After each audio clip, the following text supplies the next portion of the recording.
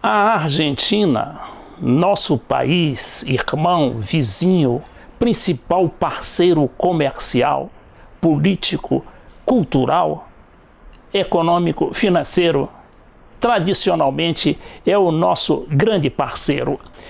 Então, de dezembro para cá, mais precisamente no dia 10 de dezembro, mudou o governo na Argentina.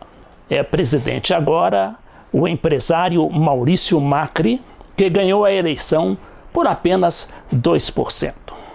Só que Macri se julga legitimado em fazer impor uma série de medidas autoritárias que muito o aproximam daquela fase autoritária militar que houve desde Perón.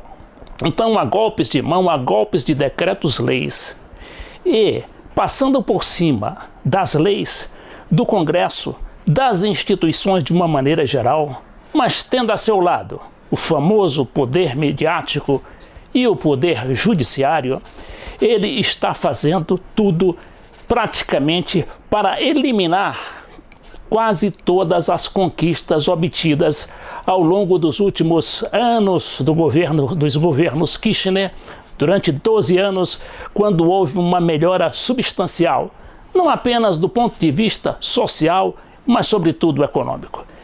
E eu tenho comigo aqui, lá em Buenos Aires, falando pelo Skype, a jornalista Cíntia Garcia. Cíntia Garcia é um personagem interessante. Ela foi uma das principais panelistas, ou seja, debatedores do programa 678, que abalou o poder real da Argentina por justamente questioná-lo. E questionar, sobretudo, o poder midiático que parece dirigir todos os chamados poderes fáticos, não só da Argentina, como de toda a América Latina e de todo o mundo. Bom, de qualquer maneira, é um prazer tê-la aqui conosco, Cíntia Garcia. O microfone à sua disposição para saudar os nossos telespectadores e, sobretudo, internautas. Muchísimas gracias. Gracias por esta oportunidad, Francisco. Gracias y un enorme abrazo latinoamericano a los amigos y amigas que nos están escuchando. Então, Cíntia, você foi triplamente atingida pelas medidas do Macri. Perdeu 3 empregos. Perdeu espaço na chamada mídia tradicional, ou oligárquica, Mas, ao mesmo tempo, você, como diz mesmo, não é apenas uma jornalista.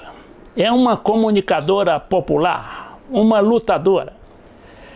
Então, como é que você explicaria, assim, em miúdos, para o brasileiro médio, o que está realmente passando na Argentina? Lo primero que diría, intentando sintetizar lo que está pasando en Argentina, es que nos está gobernando lo que podríamos decir, parafraseando, una troika.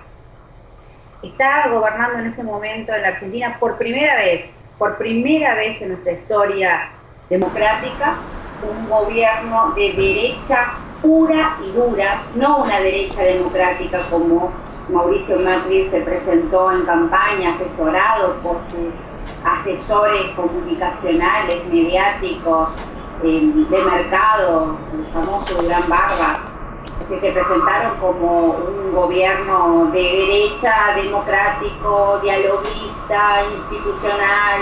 No. Si alguien pensó que eso iba a ser así, se equivocó. Lo que está demostrando Macri en estos meses de gobierno es que son efectivamente una derecha concreta, una derecha pura y dura. Pero aquí vuelvo a la idea de la troika. No hay que equivocarse, La Argentina no está gobernada solamente por la Alianza Cambiemos. Esto es un cogobierno de la Alianza Cambiemos, de un sector corporativo del Poder Judicial y del Grupo Clarín. El Grupo Clarín, no como grupo mediático, sino como grupo político hiperconcentrado, que históricamente fortaleció su poder y puso en órbita política decisiones políticas, en el co-gobierna junto a Macri los destinos de la Argentina. Sim, agora isso trocando na prática. O que significa isso dessas medidas que o Macri tomou? Sobretudo aquelas que revogou muitas leis, né? Inclusive passando por cima da Constituição, porque o Congresso ainda está em recesso regulamentar até março.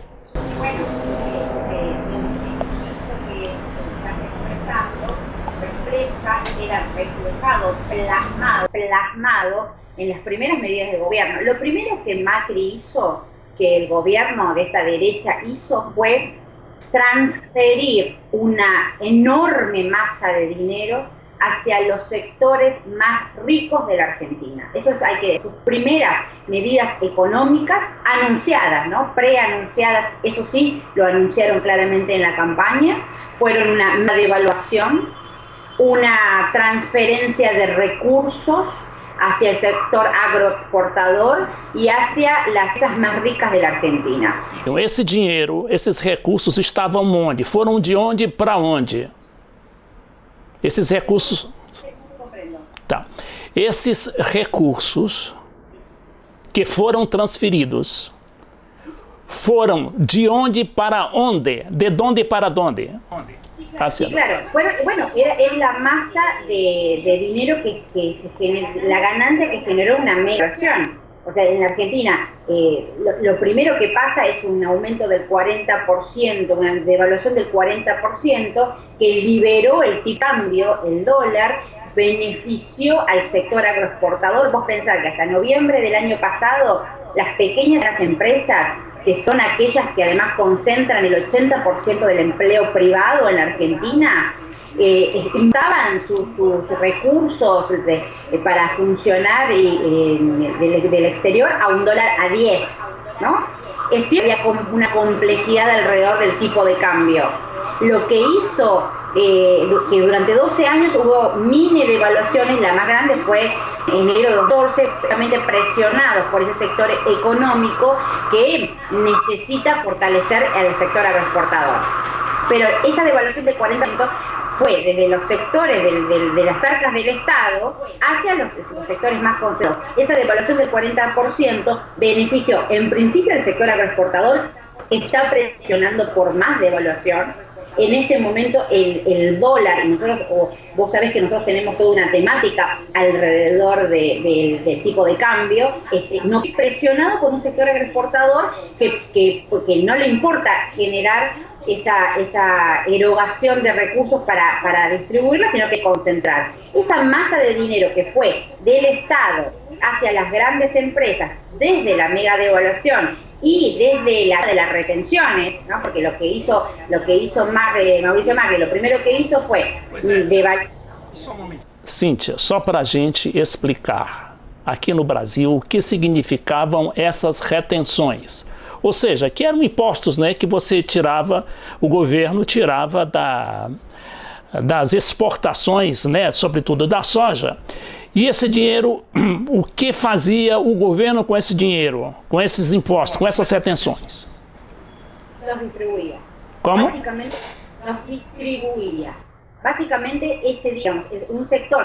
A ver, Argentina en estos últimos 12 años, por supuesto que nosotros tenemos una historia de exportación de commodities y es uno de los recursos para que entren al país divisas, pero no el único, ¿no? En estos últimos 12 años, aún con los déficits de generar una burguesía empresarial nacional al estilo que puede haber en Brasil, aquí no, digamos, dependemos, para mi gusto, muchísimo de justamente ese sector agroexportador. Pero justamente lo que pasó en los últimos 12 años es que empresarios, grandes agroexportadores, porque podríamos hacer una distinción entre el pequeño productor de soja, para poner un ejemplo, y los grandes exportadores. La concentración viene por los grandes exportadores. Lo que hizo el gobierno argentino es aplicarles retenciones, ¿no? Esas retenciones el sector agroexportador siempre se negó a pagarlas, las consideraba un impuesto. Esto tiene que ver con cuál es la concepción de representación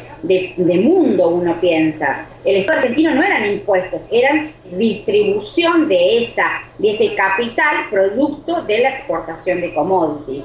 Por supuesto que las cuestiones más resistidas, a pesar de que durante los últimos 12 años el sector de los grandes productores se hicieron muchísimos, aún con diferencias y matices en los últimos años. Bueno, en definitiva, ¿qué hacía el Estado argentino con ese dinero de las retenciones? Los distribuía. ¿Cómo dar ejemplo de esa distribución? Bueno, en los últimos 12 años entró en la Argentina una masa jubilatoria, se sumaron 4,5 millones de jubilados, 4,5 millones de adultos mayores que cobraron su jubilación aún sin haber tenido posibilidad de aportes.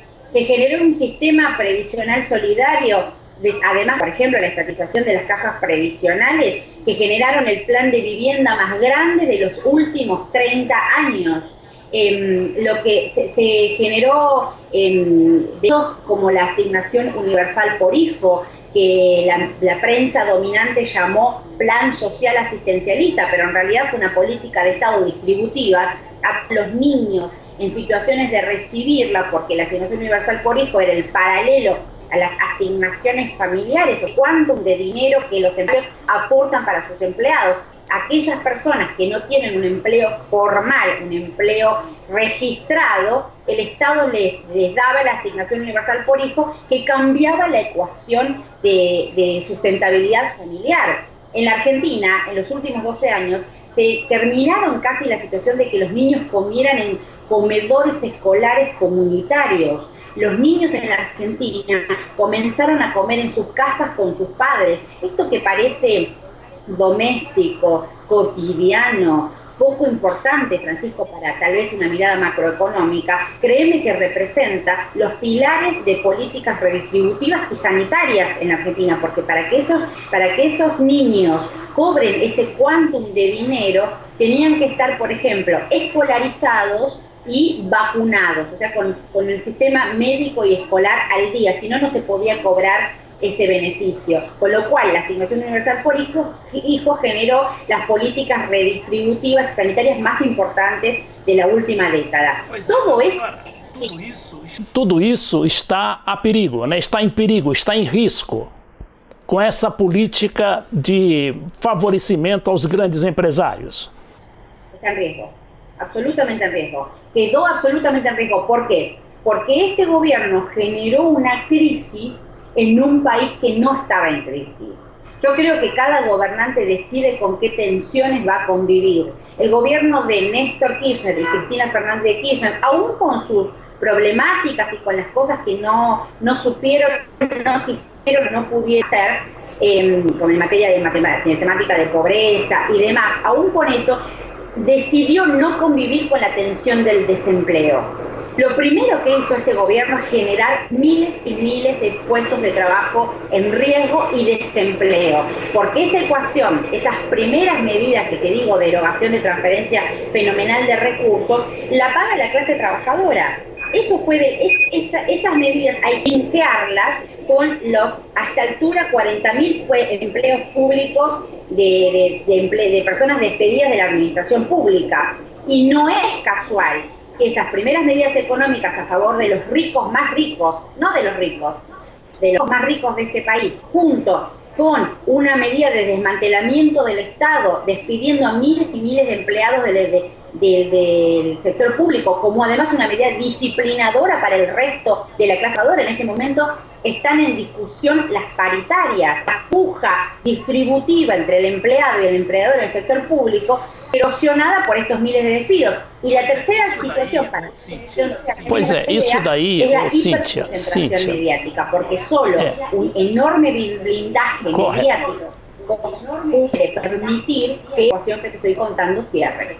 Cíntia, eu soube que houve uma escalada de aumentos, né, do trigo, da carne, tudo superior a 50%, chegou, a carne parece que foi 90%, né? Isso de uma hora para outra. Mal o Macri assumiu e esses preços já estavam subindo assustadoramente. A minha pergunta é a seguinte: essas perdas do poder aquisitivo, elas vão ser transferidas para os salários? Vão aumentar os salários de acordo com a inflação, de acordo com esses aumentos? Digo, la respuesta es no. Los salarios no van a subir al ritmo de la inflación. Primero te tengo que decir que aquellas consultoras privadas que daban números catastróficos de inflación hasta noviembre del año pasado, hoy no dan cifras de inflación. Entonces, es increíble. Las propias consultoras privadas que se dedicaron estos años a hablar de inflación, hoy generaron un apagón estadístico. No hay números de inflación. Aquellos que, esto estuvo en discusión la última semana coyunturalmente en la Argentina, por esto que te decía, de una escalada de aumento en el dólar, de la mano de una escalada fenomenal de aumentos en los precios. Los precios de la canasta básica subieron exorbitantemente, pero además por una decisión política de lo que la derecha llama achicar el Estado, de lo que la derecha llama reducir el gasto, se quitaron subsidios a la energía y los aumentos en las tarifas de luz están llegando al 700%. 700%. Esto impacta directamente en los hogares de menores recursos, pero también impacta en esto que te decía, en la pequeña y la mediana industria. Mira, te voy a contar algo revelador para este análisis, que es un off que yo revelé, que valga la redundancia, que yo visibilicé, uno de la vicepresidenta Gabriela Michetti. Gabriela Michetti baja a la explanada de Casa de Gobierno, los acreditados periodistas ya no entran a Casa de Gobierno, se los atiende afuera, salvo que algún ministro llame. Ante esos periodistas que no publicaron esta información, porque Michetti les pidió que fuera en off, la frase fue: basta, basta, basta de industrias. Para Macri, el modelo de la Argentina es India. Somos un país agroexportador y de servicios. Ante la cara de los interlocutores, ante la cara de los periodistas, dijo, bueno, las grandes industrias sí. Pero la frase fue: basta de industrias, el modelo es India, Argentina es un país agroexportador y de servicios. El modelo India, que digamos que no vamos a entrar en la dinámica de lo que implica India como país dentro de esta tercera economía, en realidad lo que se está refiriendo a los sueldos indios, ¿no? A los sueldos de esos países. Y efectivamente lo que está ocurriendo con las paritarias es que además hay yo lo llamaría un problema, para ser suaves, con el sector gremial. Solo el sector docente, que siempre fue muy combativo, está pidiendo en este momento un aumento del 40%. Los índices inflacionarios hablan de una inflación anual 70? del 60%. ¿Cuánto? 70. 70. 60. Sí. Anualizada. Sí. Cíntia, vamos fazer um pequeno intervalo. Daqui a pouco voltamos com você. Terminamos assim o primeiro bloco do cafenapolitica.com.br e transmitido pela TV Cidade Livre de Brasília, canal 12 da NET, e também pelos meus canais FC Leite Filho do YouTube, Facebook, Twitter e Google+. Dentro de mais alguns segundos estaremos de volta. Quem tem medo de Hugo Chávez? Uma abordagem sobre a nova América Latina. Suas taxas de crescimento com inclusão social que dão inveja à Europa. Mais do que um livro, esta é uma análise do blogueiro FC Leite Filho. Das políticas de Chávez, Lula, Dilma, Cristina Kirchner, Evo Morales, Rafael Correa e Daniel Ortega, que nos arrancaram das políticas de arroxo e nos mantêm longe da crise que afunda os europeus e até mesmo os Estados Unidos. Quem tem medo de Hugo Chávez? Leitura obrigatória.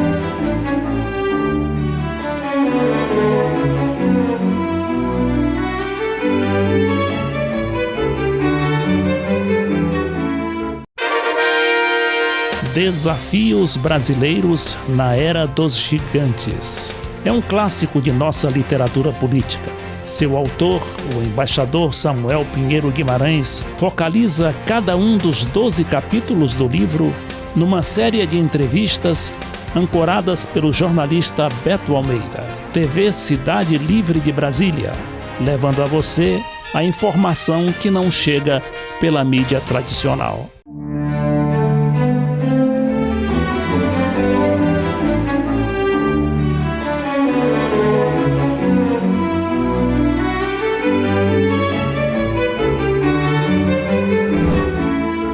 segundo bloco do cafenapolitica.com.br e da TV Cidade Livre de Brasília, canal 12 da NET. Estamos entrevistando a jornalista argentina Cíntia Garcia, que integrou o extinto, ou quase extinto, porque não se sabe se vai continuar na internet, programa 678. O programa da TV pública que abalou o poder na Argentina com suas críticas e seus questionamentos do poder real, que é sobretudo o poder midiático e o poder empresarial. Cíntia, vamos agora falar um pouquinho de comunicação. Eu sei que você não é uma ressentida, apesar de ter sido triplamente demitida, despedida pelo Macri, né? Você foi despedida com o fechamento do programa, né? Do 678, que nós chamamos 678, é 678 aí. E depois você foi demitida da Rádio Continental, isso juntamente com Vítor Hugo Morales, né, que estava lá há 30 anos, né, e o pessoal já conhece mais ou menos essa história. E a terceira, qual foi o outro emprego que você perdeu mesmo? La tercera vez que fui despedida fue de Radio Nacional. Sim, está bem. Então, Rádio Pública. Rádio Pública. Então, Cíntia, com essa política, porque a Rádio Continental não era uma rádio do governo, né? É uma rádio privada. Como é que uma rádio privada ela demite um funcionário sob pressão do governo? Bueno, porque me parece que está en la lógica del contexto que hablábamos de afectación a la libertad de expresión, que excede el marco de los medios públicos. A ver, cuando yo al principio de nuestra charla hablaba de un co-gobierno de Mauricio Macri con el Grupo Clarín y un sector corporativo de Poder Judicial, bueno, las acciones se están plasmando justamente en esta tríada que te decía de transferencias de recursos hacia los sectores más concentrados, poner en riesgo el trabajo de manera disciplinadora y un desmantelamiento del Estado y la hiperconcentración de medios. Nosotros, digamos, yo como parte de esa mirada comunicacional que milita, defiende y pregona la Ley de Servicios de Comunicación Audiovisual, este intento de que la comunicación sea plural, que la libertad de expresión tenga su doble sentido, no solo el de decir lo que pensamos sin censura, sino además que los estados generen las plataformas para que los públicos puedan recibir esas distintas voces. Eso que vos hablabas en tu introducción, todo eso generó una confrontación, ¿no? Una confrontación no en el sentido divisionista, sino una confrontación en el sentido de poner el conflicto. Y por lo menos los periodistas entendimos que no podíamos ser más neutrales frente a la discusión de poder. ¿Dónde estaba el poder? Estas respuestas, estos atropellos a la libertad de expresión, este avasallamiento en la mayor medida posible de cercenar, eliminar, quitar del espacio mediático a las voces que hemos confrontado con esas ideas, es un eje de este gobierno. De esa manera está cerrando los primeros meses de gestión. Para eso no necesitan solamente de la erosión en los medios públicos, sino también en los medios privados. Medios privados cuyos empresarios, vos sabés que el empresariado justamente tiene ese clivaje, depende mucho de la pauta pública. Cíntia, a situação da Argentina ela é dramática porque ela afeta principalmente, né, os setores vulneráveis, mas também a classe média, né? A classe média que acreditou na mensagem desse governo, né? Desse novo governo. A mesma coisa acontece aqui no Brasil. A gente sabe que tudo isso, né, é obra de uma interferência, de uma ingerência internacional. Onde estão aí os serviços secretos, os serviços de segurança, as grandes fundações americanas, inglesas, israelenses e tudo que fazem hoje a cabeça das pessoas através da mídia. Eu pergunto a você, você falou em apagão estatístico e também está havendo um apagão midiático porque nada desse autoritarismo está sendo explicado. Não só para os argentinos, mas sobretudo para toda a América Latina e para todo o resto do mundo, porque é controlado de alguma maneira ainda por esse poder fático que é o poder midiático. Minha pergunta para você: como é que vocês estão reagindo a esses apagões, tanto midiático quanto estatístico, quanto cultural también, ¿no? Bueno, lo primero que me parece importante responderte es que estamos a una situación de dificultades de paradigmas en toda la región, ¿no? La situación que está sufriendo Dilma en Brasil, el referéndum de Evo Morales cerró la campaña hace algunas horas y el domingo se somete a este referéndum. Ojalá que Evo gane el referéndum porque es importante para la región. Y acá vuelve aquella pregunta que yo recuerdo que nos hacíamos los comunicadores populares previo a la elección de Dilma y también a la nuestra, sobre si las sociedades latinoamericanas se estaban derechizando, ¿no? Sobre si este cúmulo de beneficios distributivos por gobiernos de representación popular generaban ese ciclo de las clases medias yéndose a la derecha. Lo que sucede en la Argentina, y me parece que es un análisis político a tener en cuenta, es que, porque digamos, si en las elecciones la derecha, liderada representativamente por Mauricio Macri como cabeza, ¿no?, del gobierno de derecha, hubieran sido, si Macri hubiera ganado por 10 puntos, el análisis sería otro y uno podría pensar, bueno, sí, la sociedad argentina, la clase media argentina se derechizó. Pero lo interesante, y me parece que acá hay un valor político a analizar desde la comunicación popular, es que el resultado de la elección fue prácticamente una paridad. O sea, el Frente para la Victoria perdió por poco menos que 2 puntos. ¿Eso qué muestra? Muestra una sociedad polarizada, ¿no? Que la comunicación dominante la muestra desde el lugar de la grieta, desde la división. Para mí es todo lo contrario, es revivir aquellas históricas confrontaciones en la Argentina entre unitarios y federales, entre, digamos, los tiempos previos que generaron luego la proscripción del peronismo, digamos, cómo reacciona la mitad de la sociedad argentina frente a un gobierno de derecha. Eso no es divisionismo, eso no es desunión de los argentinos, eso es confrontación por los intereses. Muchos de los comunicadores de la comunicación dominante dicen, hacen este planteo, ¿no? Y esto también se suman dirigentes políticos. Yo quiero que al gobierno le vaya bien. Yo quiero que al gobierno de Mauricio Macri le vaya bien. Bueno, ¿qué decimos los comunicadores populares frente a esta situación? ¿Cómo nos plantamos frente a este planteo que genera una falsa idea de unidad? Nosotros decimos, no, momento. Nuestra representación es la clase trabajadora. Nuestro parámetro de respuestas es la clase trabajadora. Yo no soy periodista solo para pagar el alquiler y los gastos de mantenimiento personales. Yo soy periodista, comunicadora popular, porque intento incidir desde la herramienta poderosa del periodismo y los medios en las decisiones de poder, en la dinámica, no sé si tanto en las decisiones, pero poner en la dinámica del poder que represente y mejor represente modelos políticos hacia la clase trabajadora. Con lo cual, ¿qué es que le vaya bien a este gobierno? Si que le vaya bien a este gobierno es que le vaya mal a la clase trabajadora, bueno, nosotros como comunicadores populares nos plantamos en contra de esa dinámica discursiva. Y eso es lo que no quieren que digamos, ¿no? Por eso lo que está sucediendo, y es interesantísimo, y seguramente tu experiencia también lo refleja, es como las audiencias en esta sociedad polarizada, digamos, siento audiencia a favor del efecto popular, las audiencias, los públicos, nuevos públicos construidos al amparo de la Ley de Servicios de Comunicación Audiovisual, se vuelcan a las redes sociales.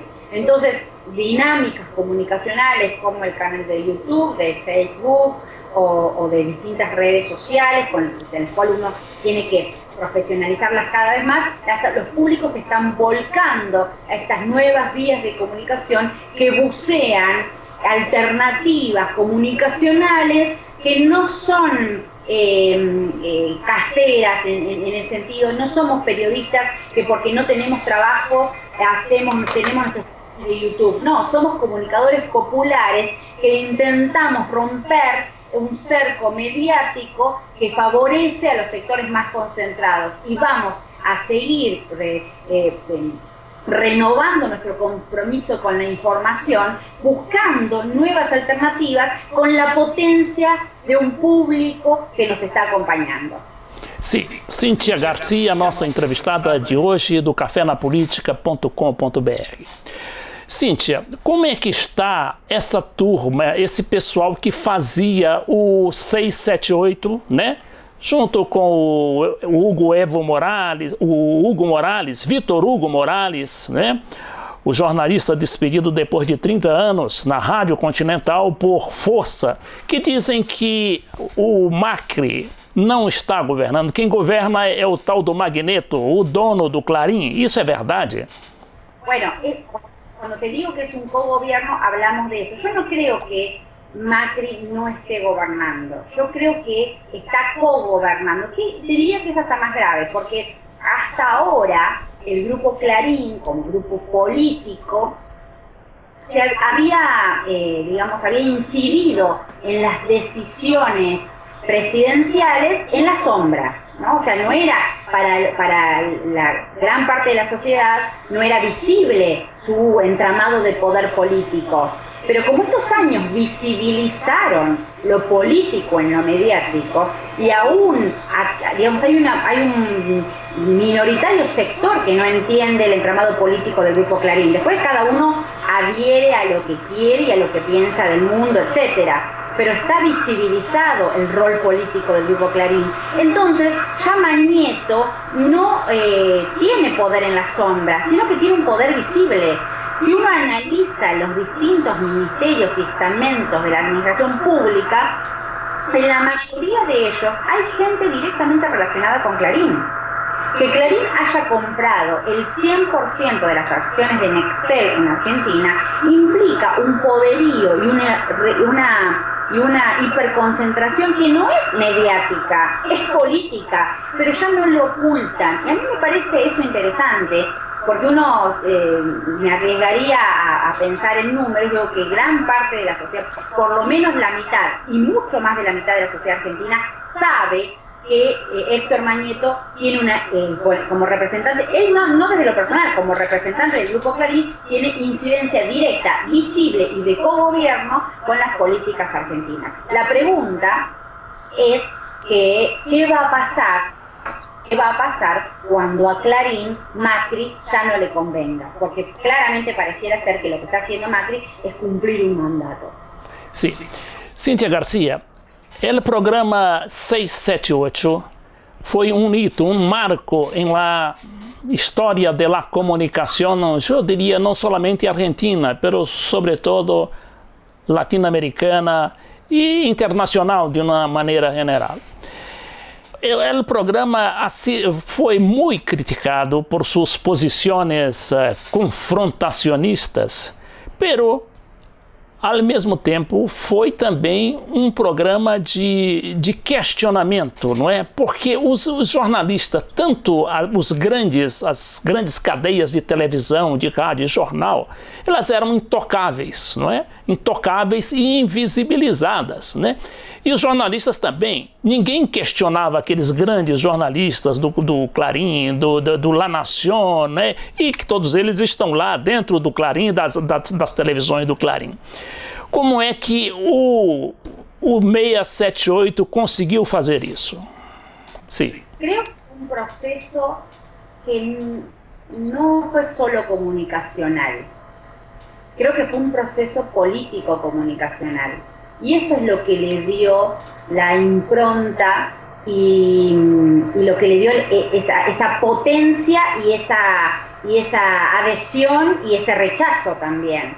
Lo primero que 678 me parece que generó es visibilizar el rol político del periodista. No solo de los medios de comunicación como poder, sino el rol político de cada uno de nosotros. Que no podemos pensar el periodismo y la comunicación como si los periodistas fueran vacas sagradas, impolutas, externas, intocables e incuestionables.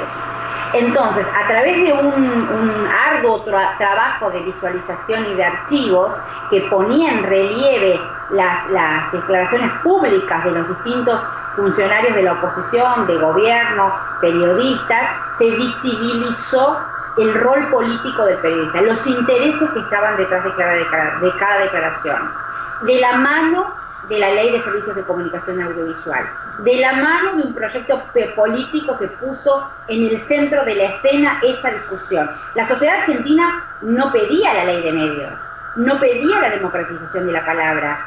Fue un proyecto político el que puso esa necesidad en el centro de la escena. Pero cuando se aprobó la ley de medios, cuando Cristina salió a la plaza, el voceo de la plaza multitudinario decía: tomá la voz, dámela a mí, el que nos salta es de Clarín, en un cantito de las tribunas de fútbol, ¿no? Tomá la voz, dámela a mí, el que nos salta es de Clarín. En ese momento, gran parte de la sociedad argentina comprendió que la pelea por la ley de medios era la pelea por la democratización de la palabra.